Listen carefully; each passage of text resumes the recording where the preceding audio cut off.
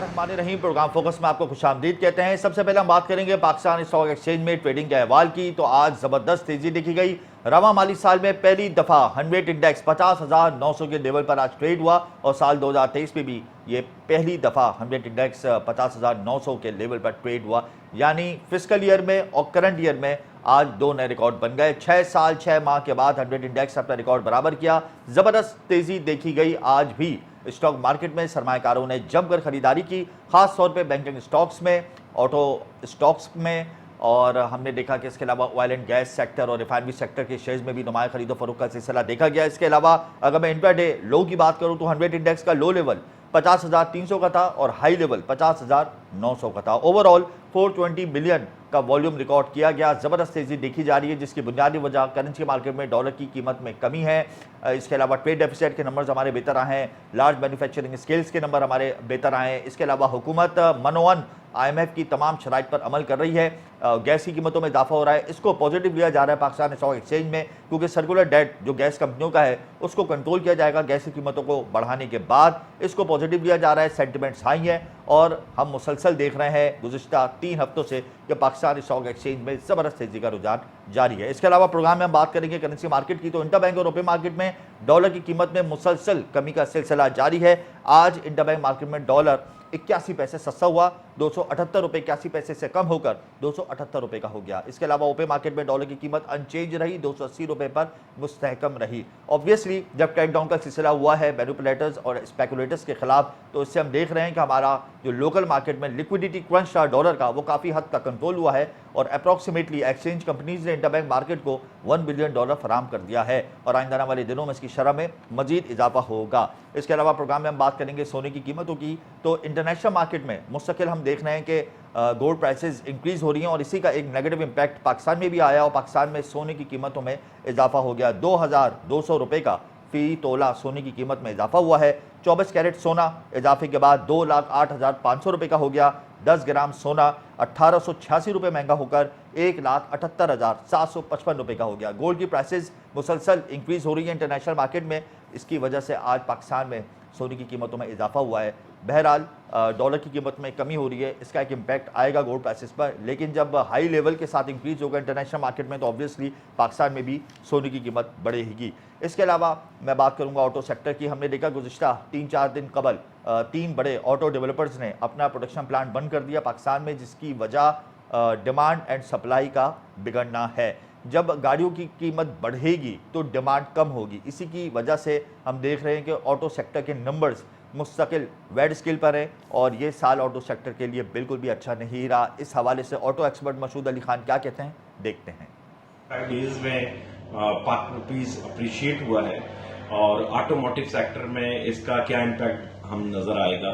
तो मुझे ऐसा लगता है कि देखें, ये जिस तरीके से 45 डेज में हमारा डॉलर कम हुआ है, तो इस साल तो मुझे प्राइसेस कम होती हुई नजर नहीं आ रही।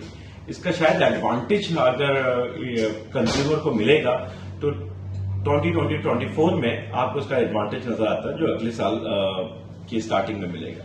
मगर इसमें एक चीज जो इम्पोर्टेंट है वो ये है कि जिस तरीके से डॉलर हमारा अप्रिशिएट करता है या डीवैल्यू होता है, ये पॉलिसी कोई भी पॉलिसी इंडस्ट्री के बेनिफिट के लिए नहीं होगी। हमें एक साल तक का $1 की रेट्स को फिक्स करना होगा, जनवरी 2024 से लेके दिसंबर 2024 तक। बिल्कुल ऑटो सेक्टर्स के लिए चैलेंजेस इस साल भी बरकरार रहेंगे। इसके अलावा प्रोग्राम में हम आपको बताएंगे स्टेट बैंक ऑफ पाकिस्तान ने एदाद शुमार जारी कर दिए हैं। ज़र मुबादला के ज़खायर के स्टेट बैंक के ज़खायर में 6 करोड़ 70 लाख डॉलर का इजाफा हुआ है। इसके बाद स्टेट बैंक के ज़खायर 7 अरब 64 करोड़ डॉलर से बढ़कर 7 अरब 71 करोड़ डॉलर हो गए हैं। कमर्शियल बैंकों के ज़खायर कम हुए हैं। कमर्शियल बैंकों के ज़खायर 18 करोड़ 50 लाख डॉलर कमी से 5 अरब 19 करोड़ डॉलर रह गए हैं। हमारे इकनॉमिक इंडिकेटर्स बेहतर हो रहे हैं, स्टेट बैंक के ज़खायर में भी इजाफा हुआ है। इसके अलावा प्रोग्राम में मैं आपको बताऊंगा कि ये जो खबरें ज़ेर गर्दिश थी कि शेल पाकिस्तान को सऊदी अरामको कंपनी खरीद लेगी या ख़रीदना चाहती है, इसकी मुकम्मल तौर पर नफ़ी हो गई है और शेल पाकिस्तान लिमिटेड ने पाकिस्तान स्टॉक एक्सचेंज को एलामिया जारी करते हुए ये बता दिया है कि ऐसी खबरों में कोई सदाकत नहीं है। दोनों कंपनियों के माबैन इस हवाले से कोई राब्ता नहीं हुआ। अगर कोई भी फ्यूचर में शेल पाकिस्तान लिमिटेड को ख़रीदने का ख्वाहिशमंद होगा, इस हवाले से पाकिस्तान स्टॉक एक्सचेंज को बज़रिया ख़त आगाह किया जाएगा। इसके अलावा मैं आपको बताऊंगा कि इंटरनेशनल मार्केट में गोल्ड की कीमतों में इजाफा हो रहा है, खाम तेल की कीमतों में इजाफा हो रहा है। इसकी बुनियादी वजह फ़लस्तीन इसराइल तनाज़ा है। दुनिया भर की स्टॉक एक्सचेंज भी रेड जोन में है और जो कमोडिटीज़ प्राइसेज हैं उनमें भी हम इंक्रीज़ देख रहे हैं। इंटरनेशनल मार्केट में सोने की कीमत इजाफे के बाद फ़ी औंस $1986 से तजावुज़ कर गई है और लंदन खाम तेल की कीमत में 2% का इजाफा हुआ है। उसके बाद फ़ी बैरल 93.41 यानी $93 का फ़ी बैरल हो गया है। इसके अलावा अमरीकी खाम तेल की कीमत में भी 2% का इजाफा हुआ है और फ़ी बैरल $79 का हो गया है। और अमरीकी स्टॉक एक्सचेंज समेत खलीजी ममालिक की जो स्टॉक एक्सचेंज है वो सब रेड जोन में दाखिल हो गई हैं, क्योंकि जो पैलेस्टाइन का और इसराइल का तनाज़ा है वो शिद्दत इख्तियार करता जा रहा है और इसके मनफी असरात दुनिया भर में मुरतब हो रहे हैं। इसके अलावा प्रोग्राम में हम एक्सेल लोड के हवाले से बात करेंगे। ये एक्सेल लोड का मामला आखिर है क्या, एक्सेल लोड कहते किसको हैं और इसकी वजह से मुल्क भर में अजनास की तरसील क्यों मुतासर हो गई है। प्रोग्राम में इस हवाले से भी हम तफसीली गुफ्तगू करेंगे। इसके अलावा पाकिस्तान स्टॉक एक्सचेंज में जो नए रिकॉर्ड बन रहे हैं और आइंदा आने वाले दिनों में क्या सेशंस रहेंगे और क्या ब्रोकर्स और इन्वेस्टर्स जो हैं वो ये तवक्को लगाए बैठे हैं कि इस साल Pakistan stock exchange all time high जाएगी। इन तमाम अवामिल पर हम तफसीली गुफ्तगू करेंगे अपने प्रोग्राम में, लेकिन यहाँ वक्त है ब्रेक का। Welcome back. एक्सेल लोड कवानीन के नफाज का मामला शिद्दत इख्तियार कर गया है। ट्रांसपोर्टर्स के भी तहफ़्फ़ुज़ात हैं, बिजनेस कम्युनिटी के भी तहफ़्फ़ुज़ात हैं। क्या वो तहफ़्फ़ुज़ात हैं, इस हवाले से इस वक्त हमें प्रोग्राम में ज्वाइन कर चुके हैं all Pakistan good transporter and owners association के जनरल सेक्रेटरी मोहम्मद उवैस चौधरी। आपका बहुत शुक्रिया, इस वक्त आप हमारे साथ स्टूडियो में मौजूद हैं। लेकिन ये बताएं कि आप स्टूडियो में मौजूद हैं, कराची आपको आना पड़ गया पंजाब से, क्या ऐसी प्रॉब्लम्स थी जिनको आप वहाँ बैठ के हल नहीं कर पाए और आप यहाँ पर आके आपको प्रेस कॉन्फ्रेंस भी करनी पड़ गई, आपको यहाँ आके मीटिंग्स भी करनी पड़ गई और अभी आप कानून नाफिज करने वाले इदारों से भी मुलाकात करने जा रहे हैं। क्या प्रॉब्लम्स आ रही हैं आपको? जी बहुत शुक्रिया कि आपने हमें इस प्रोग्राम में इनवाइट किया। जी एक्सेल लोड लिमिट का मामला आम लोगों के लिए समझाने के लिए मैं बताना चाहता हूँ कि पाकिस्तान में एक कानून बना हुआ है जिसे नेशनल हाईवे सेफ्टी ऑर्डिनेंस कहते हैं। उसमें बता दिया गया है कि कौन सी गाड़ी अपने एक्सेल के हिसाब से कितना वेट ले जा सकती है। तो मादर पिदर आज़ादी दुनिया में किसी भी जगह पे नहीं है, दुनिया के हर मुल्क में ये कानून मौजूद है। जैसे ओवर स्पीडिंग का कानून मौजूद है कि गाड़ी कितनी रफ्तार से सफ़र कर सकती है, ऐसे ही कमर्शियल गाड़ियों के लिए ये कानून मौजूद है कि गाड़ी के ऊपर कितना वज़न होना चाहिए और उस वज़न को डिफ़ाइन कर दिया गया। जब हम लोडिंग करते हैं तो वो हमारी गाड़ियाँ रोड बर्बाद करती हैं, शाहराहें बर्बाद करती हैं। एज ए ट्रांसपोर्टर मुझे कंसर्न है कि मेरी गाड़ी बर्बाद होती है, हमारे ड्राइवर्स हादसा में शहीद होते हैं और आम बंदे की भी जान इसमें पब्लिक सेफ्टी का ये मैटर है। अब इस मामले में ट्रांसपोर्टर्स का क्या मौक़िफ़ है? ट्रांसपोर्टर्स पूरे पाकिस्तान में यकसा तौर पे एक्सेल लोड लिमिट का नफाज चाहते हैं।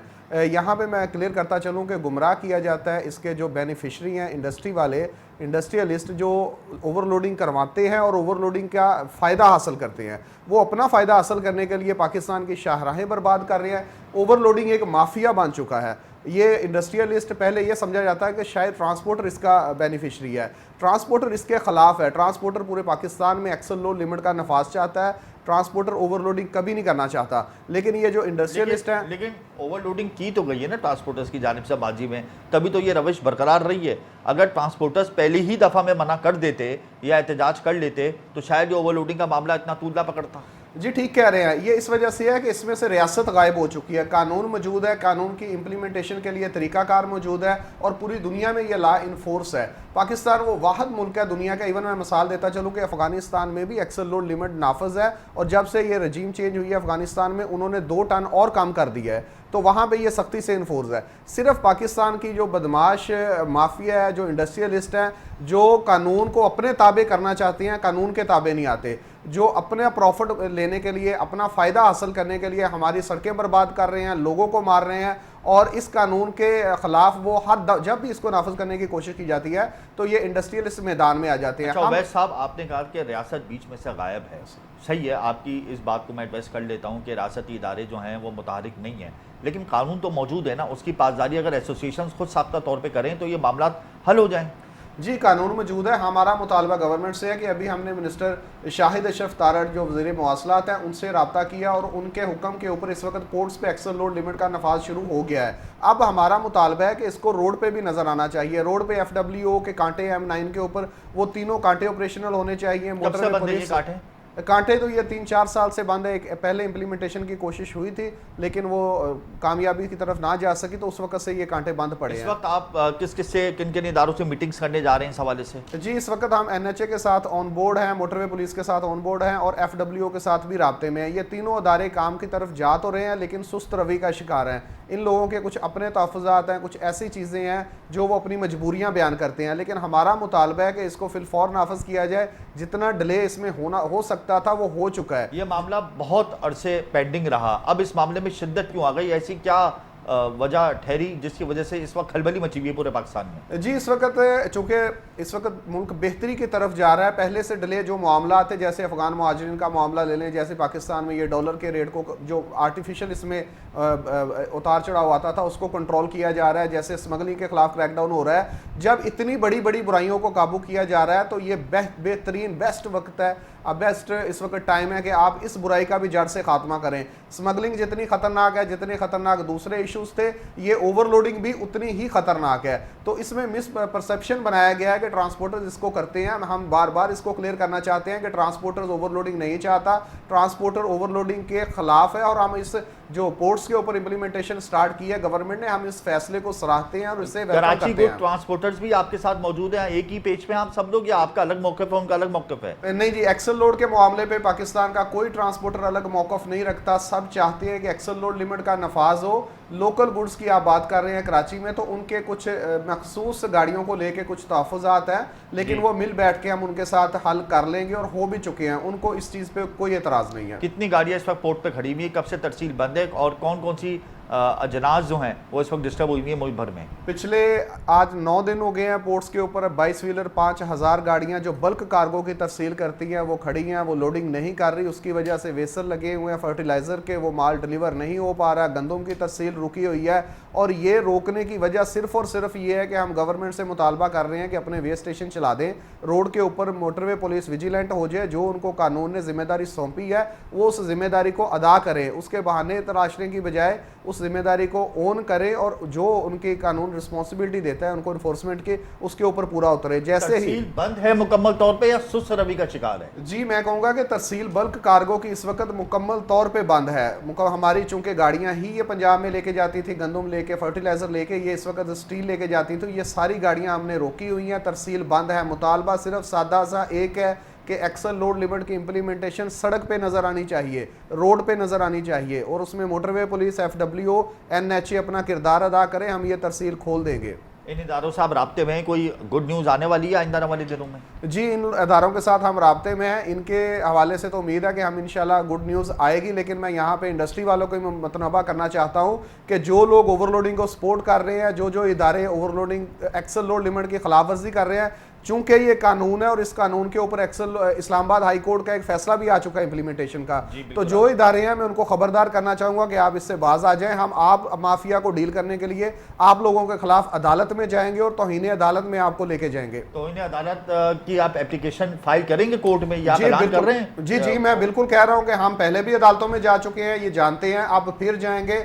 ये फ्लोर मिलों वाले जो इसके खिलाफ, एक्सल लोड के खिलाफ कंपेन चला रहे हैं, फर्टिलाइजर वाले जो फ्लोर मिल वाले, आटे वाले, जी आटे वाले इस वक्त ये मुनाफाखोरी के चक्कर में इसके खिलाफ कंपेन लॉन्च कर चुके हैं। हम उनके खिलाफ बिल्कुल कोर्ट में जाएंगे और अदालत के फैसले के खिलाफ, कानून के खिलाफ बयानबाजी करने पर और इसको अपोज करने पर हम उन्हें अदालत के कटहरे में लाएंगे। फ्लोर मिल्स के अलावा और कौन कौन से सेक्टर्स हैं जिनको आप एप्लीकेशन में नॉमिनेट करेंगे? जी, उसके अलावा स्टील का सेक्टर है और सीमेंट सेक्टर, ये इसकी हमेशा मुखालफत करते रहे हैं अपनी नजायज़ मुनाफाखोरी के चक्कर में। और जब जब एक्सल लोड लिमिट को नाफज करने की कोशिश की गई है, इन लोगों ने अपने रेट्स भी बढ़ा दिए हैं और वो जो इम्पैक्ट थोड़ा बहुत आना होता है वो आवाम पे उससे कहीं ज़्यादा मुंतकल करके फिर वो रिवर्स भी नहीं करते। एक्सल लोड लिमिट का फैसला रिवर्स करवा लेते हैं ये माफिया वाले, लेकिन उसके जो इम्पैक्ट होती है उसको रिवर्स नहीं करते, रेट कई गुना बढ़ा देते हैं, सिर्फ बहाना एक्सल लोड का और पैसा इनकी जेब में, इन ताजरों की जेब में। अच्छा, ये बताएं कि कानून नाफिज करने वाले इदारों के अलावा मिनिस्ट्री से आपका कोई रब्ता हुआ है? जी, मिनिस्टर शाहिद अशरफ तारड़ साहब से हम राब्ते में हैं। उन्हीं के हुक्म से पोर्ट्स पे इंप्लीमेंटेशन स्टार्ट हुआ था। उन्होंने वाज़ेह अहकाम दिए थे मोटरवे को और NHA को, लेकिन मुझे अफसोस से कहना पड़ रहा है कि ये दोनों इदारे अपनी जिम्मेदारी उस तरीके से, उस तेज़ी से अदा नहीं कर पा रहे जिसकी ज़रूरत है। बहुत शुक्रिया, इसमें कोई दो राय नहीं। कि गुड ट्रांसपोर्टर्स अगर परेशान होंगे तो अजनास की तरसील जो है वो मुल्क भर में मुतासर होगी। मोहम्मद उबैद चौधरी ने बहुत अच्छे तरीके से अपना मौक़िफ़ पेश किया, लेकिन मैं यहाँ एक बात कहूँगा कि कानून का निफाज हर शहरी चाहता है कि हो, लेकिन उसके लिए इदारों को मुतहरिक होना पड़ता है। एक्सेल लोड कवानीन का मामला बहुत अरसे पुराना है, लेकिन ये मामला अभी तक हल नहीं हो सका है, लेकिन अब इसमें शिद्दत आनी शुरू हो गई है। एक तरफ महंगाई तारीखी सतह पर है और सारिफ ये सोच रहा था कि हमने बड़े पैमाने पे गंदम को इंपोर्ट किया है। सरिया इस वक्त लाखों टन पोर्ट पर मौजूद है और ये वो अशियाँ हैं जो हमारी बुनियादी अशियाँ हैं। अगर ये सस्ती सारिफ को नहीं मिलेंगी, एक्सेल लोड कावानीन के हवाले से जो ये मामला शिद्दत इख्तियार कर गया है, तो फ़ायदा मुंतकिल नहीं होगा सारिफ को, कोई फ़ायदा नहीं होगा इंपोर्ट का। इस हवाले से गुड्स ट्रांसपोर्टर्स को, इंडस्ट्रीज़ को और कानून नाफिज करने वाले इदारों को एक पेज पे बैठना होगा ताकि मुल्क के कवानीन की पासदारी हो सके। यहाँ वक्त ब्रेक का, हमारे साथ रहिएगा।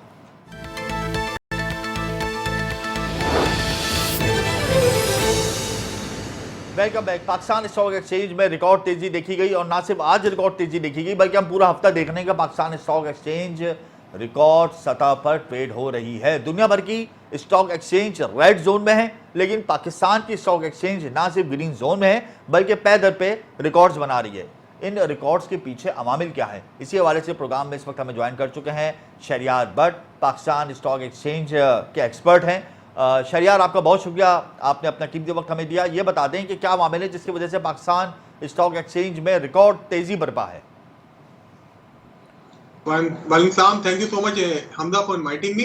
देखिए, पाकिस्तान स्टॉक मार्केट में जो हालिया बुल रन हम देख रहे हैं, मार्केट में तेजी का तसलसल है, उसकी बुनियादी तौर पे 2 से 3 वजूहात हैं। नंबर 1, हम देख रहे हैं कि पाकिस्तानी रुपया एप्रिशिएट हो रहा है और पिछले दिनों हमने देखा कि 2 दिन यूएस डॉलर बढ़ा था, लेकिन उसके बाद दोबारा पाक रुपीज ने अपनी कीमत बरकरार रखना शुरू की है और रिकवरी शो कर रही है, जिसका असर हम देख रहे हैं कि पाकिस्तान में इन्फ्लेशन के तौर पे भी देखने में आ रहा है। इन्फ्लेशन भी नीचे आई है और हमने देखा कि जो पेट्रोलियम मसनूआत में 40 रुपए की कीमत की गई, उसका असर इन्फ्लेशन पे नजर आया और जो आज एसपीआई के नंबर्स आए वीक ऑन वीक बेसिस के ऊपर, इन्फ्लेशन नीचे नजर आ रही है हमें। और आने वाले दिनों में इन्वेस्टर को लग रहा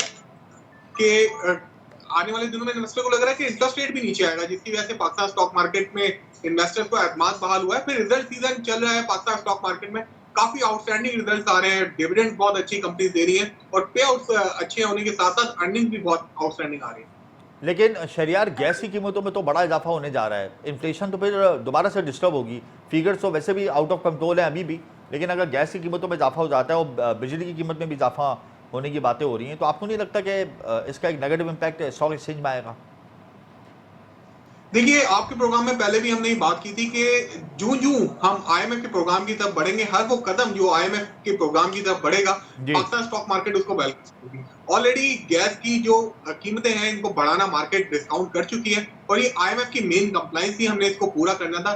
इसके बगैर हम आईएमएफ के साथ आगे नहीं चल सकते थे और पाकिस्तान की बका इसी में ही है कि हमें आईएमएफ के प्रोग्राम को लेकर आगे चलना है। ना सिर्फ ये जो हमारा प्रोग्राम है इसको कंप्लीट करना है, बल्कि इसके बाद हमें लगता है कि पाकिस्तान को एक और बड़ा 2 या 3 साल का आईएमएफ का प्रोग्राम लेना पड़ेगा, जिसके लिए हमें सारी मेहनत करने की जरूरत है, इस्लाहात करने की जरूरत है। 5 साल तक के लिए तो हम आईएमएफ से जुड़ गए हैं शहरियार, इसमें तो कोई दो राय नहीं। अच्छा, आज स्टॉक मार्केट में कौन से स्टॉक्स रिफ्लेक्ट हुए?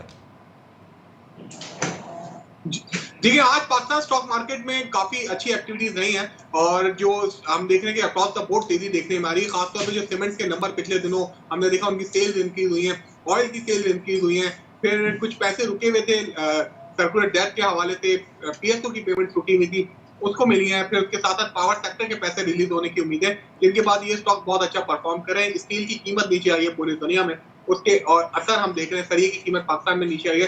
सारे अवामिल हैं जिसकी वजह से इन्वेस्टर का एतमाद बहाल हुआ है और आप देखें रिकॉर्ड वॉल्यूम देखने में आ रहा है पाकिस्तान में स्टॉक मार्केट में।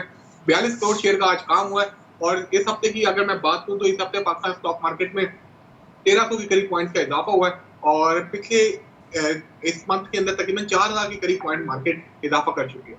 सऊदी प्रिंस की आमद दोबारा से ताखीर का शिकार हो गई, तो इस हवाले से स्टॉक ब्रोकर्स क्या सोचते हैं कि अगर सऊदी प्रिंस आ जाते या आएंगे मुस्तकबिल में, तो इसको कैसे ऑब्जर्व करेगी मार्केट? देखिए, पाकिस्तान का जो फ्यूचर है अब वो मिडिल ईस्ट से वाबस्ता है। मैं ये समझता हूँ कि पाकिस्तान में जो इन्वेस्टमेंट्स आएंगी वो मिडिल ईस्ट से आएंगी। खासतौर पे आपने देखा कि जिस तरह से केपीटी को हैंड ओवर किया हमने सऊदी अरब को, तो उसके साथ साथ जो इन्वेस्टमेंट हो रही है बलूचिस्तान में रिकॉर्डिंग के हवाले से बातें हो रही हैं, तो सारी सऊदी अरेबिया से हैं और पाकिस्तान में एक बड़ी ऑयल रिफाइनरी लगानी थी सऊदी अरेबिया ने, इस हवाले से काम हो रहा था। तो सऊदी प्रिंस का पाकिस्तान विजिट बहुत ज्यादा क्रूशियल था, लेकिन अनफॉर्चुनेटली जो गल्फ में वॉर चल रही है जिसकी वजह से ऑयल प्राइसेस भी बढ़े, तो उनका विजिट जो है वक्ती तौर पे मौखर हुआ है। लेकिन इस दौरान पाकिस्तान के जो माशी अशारी हैं वो काफी मुस्बत देखने में आ रहे हैं। हमारा करंट अकाउंट डेफिसिट आपने देखा बिल्कुल फ्लैट, सिर्फ $8 मिलियन का रह चुका है। हमने अपने इंपोर्ट के ऊपर बड़ा कंट्रोल किया। तो जरूरत अमर की है कि अब कि हमारे रिजर्व को बढ़ाया जाए, जो कि $7.7 बिलियन के पास है। अगर वो इम्प्रूव करते हैं सऊदी प्रिंस की जानिब से उनकी आमद या उनकी तरफ से कोई अगर ऐसे सिग्नल मिले कि वो पाकिस्तान में दोबारा से इन्वेस्टमेंट करते हैं, तो आप देखेंगे चीजें और फर्दर बेहतर होंगी। एक्टिव क्लाइंटेल क्या बढ़नी शुरू हो गई है पाकिस्तान स्टॉक एक्सचेंज में, जब इतनी ज़बरदस्त तेज़ी देखने में आ रही है? इस हवाले से आप क्या कहेंगे शरियार?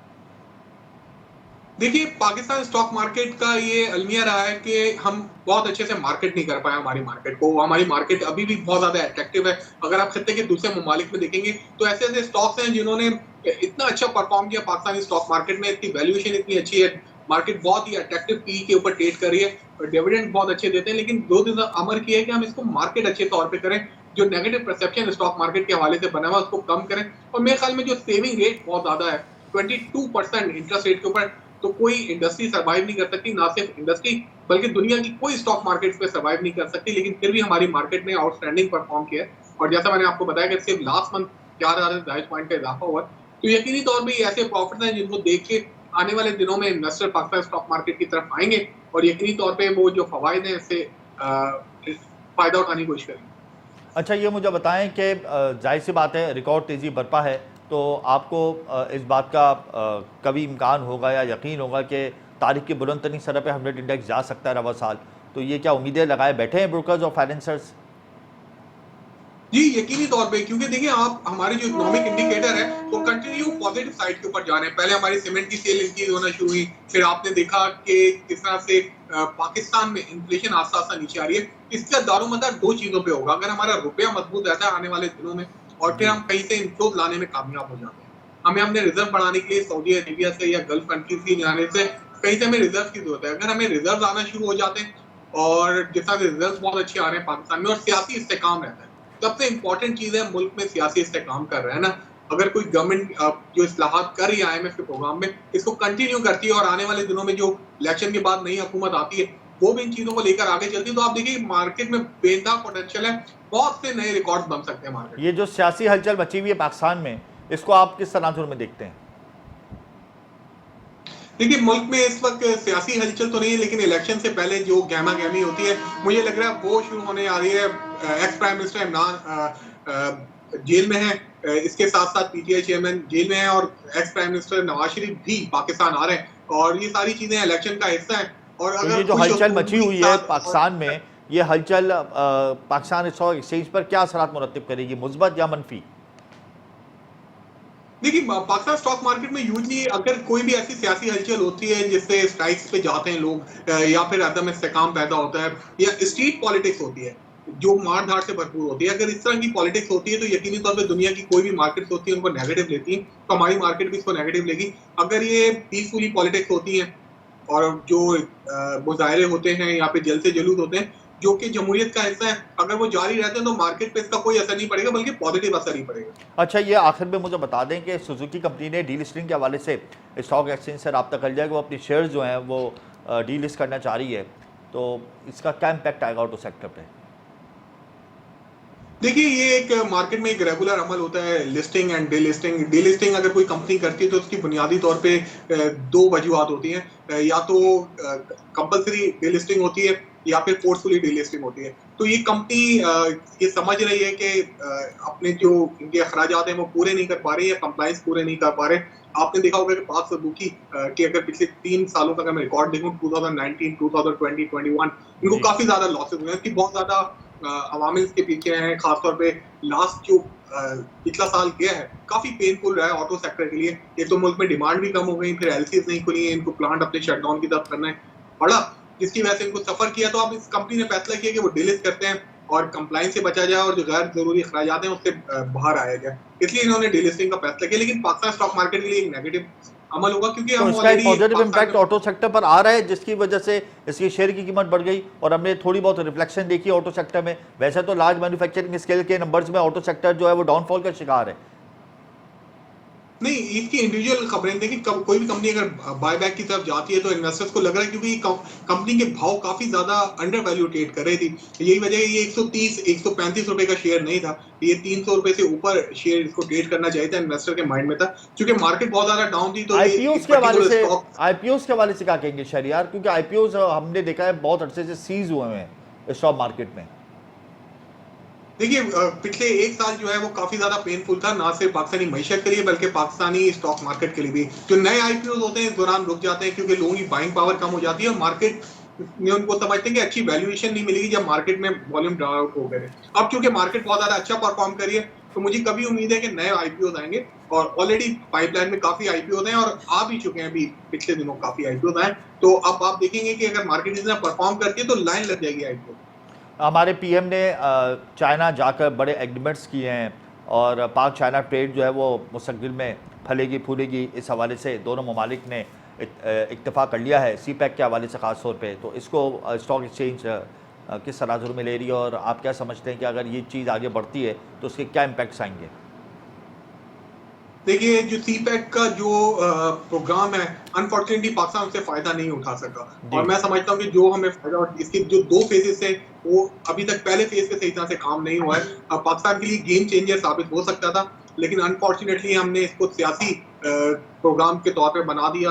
हुकूमतें आती रही, अमल करती नहीं रही, और फिर हमारी जो चाइना से कमिटमेंट थी इनके पावर प्लांट को हमने पेमेंट्स करनी थी, वो हम कर नहीं सके। जो हमारे यहाँ डॉलर लिक्विडिटी क्रंच था, अब क्योंकि एक नए सिरे से इसके ऊपर काम हो रहा है, चाइना ना सिर्फ पाकिस्तान के साथ बल्कि रशिया, अफगानिस्तान और खत्ते के दूसरे ममालिक के साथ भी मिलके इस प्रोजेक्ट के ऊपर काम कर रहा है। तो हमें लग रहा है कि चाइना चूंकि काफी ज्यादा इंटरेस्ट शो कर रहा है, ML1 का जो प्रोजेक्ट है वो इसकी बैकबोन है, कराची से पेशावर तक लाइन, रेलवे लाइन भी चाहिए जाएगी, और उसकी कुछ कॉस्टिंग कम जरूर की है, लेकिन अगर वंस ये प्रोजेक्ट कंप्लीट हो जाते हैं तो आप यकीनी तौर पर पाकिस्तानी मईशत में बहुत ज्यादा बेहतरी आएगी और बड़ी तादाद में जो रोजगार है उसके मौके पैदा होंगे, तो पाकिस्तान स्टॉक मार्केट के लिए बहुत ज्यादा खुश आएंगे। बहुत शुक्रिया शहरियार भट्ट, आपने बड़े वैल्यूएबल पॉइंट्स हमें बताए। इसमें कोई दो राय नहीं कि पाकिस्तान स्टॉक एक्सचेंज रिकॉर्ड तेजी की जानिब गामजन है। आज भी पाकिस्तान स्टॉक एक्सचेंज में ट्रेडिंग के दौरान नए रिकॉर्ड बने। 50,700 पॉइंट्स की नफसातियत पर हनवेट इंडेक्स बंद हुआ। 366 पॉइंट्स का इसमें इजाफा देखा गया। गुज़िश्ता हफ्ते 2000 पॉइंट्स का इजाफा हुआ था। ज़बरदस्त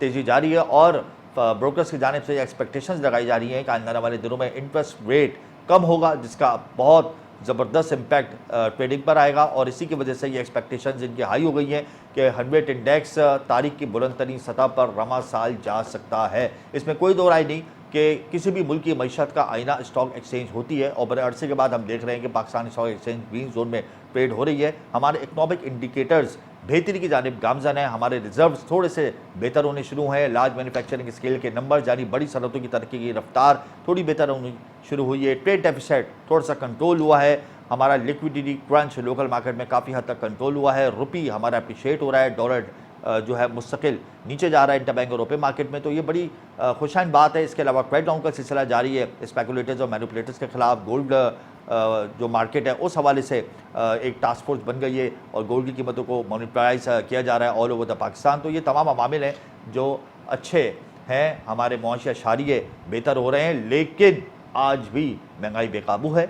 सारे परेशान हैं क्योंकि इस सेक्टर के अंदर गवर्नमेंट की लैकिंग्स हैं। सरकारी टीमें मुतहरिक नहीं हो रही, जिसकी वजह से ज़ख़ीरा अंदोज़ माफिया आज भी अजनास की कीमतों को मैनिपुलेट कर रही है। इस हवाले से हुकूमत को मुतहरिक होना पड़ेगा, पॉलिसी को वाज़ेह करना होगा और कमर कसनी होगी ताकि बेकाबू महंगाई को काबू किया जा सके। मुझे और मेरी टीम को इजाज़त दीजिए। प्रोग्राम का वक्त यहाँ ख़त्म होता है। अल्लाह हाफ़िज़।